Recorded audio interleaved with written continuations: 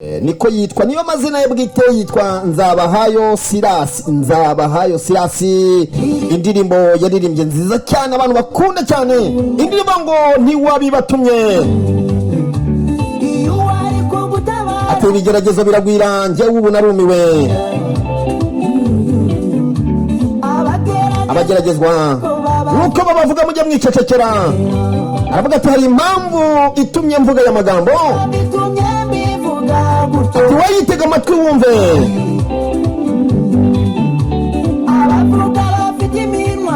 Abantu bavuga bafite iminwa, bavuga ati si wowe wabona, bati n'ubundi yarapfa ntabwo uzapfa humura. Ukagira ngo bari kukwishimira kandi bari mu kazi, warangiza ukabahereza karibi wawe wishigira kari inshuti z'umumaro, bakakwinjira bakagusenya, bakakurangiza neza burundu. Rero gerageza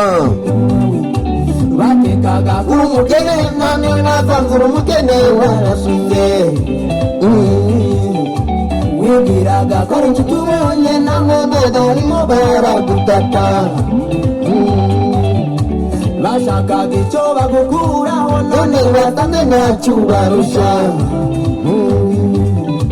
Dore kuvuga we niko kazi, wumva inkuru we bakagicuranga mu manama yabo no mu mahuriro yabo, ni wowe kiganiro.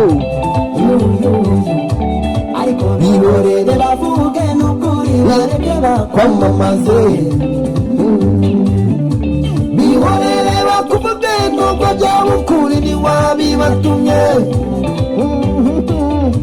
Wari uzi ko ari intama bakubera ibirura, yorerema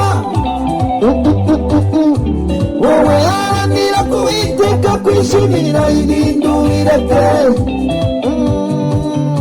kuko ibikosamiye byose uwiteka ni ubigumba iminwa.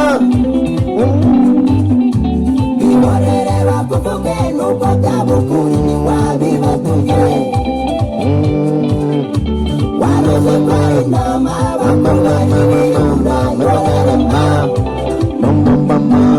Arabarumasa indirimbo ndizera ko ibageraho kandi munezerwe, muhumure.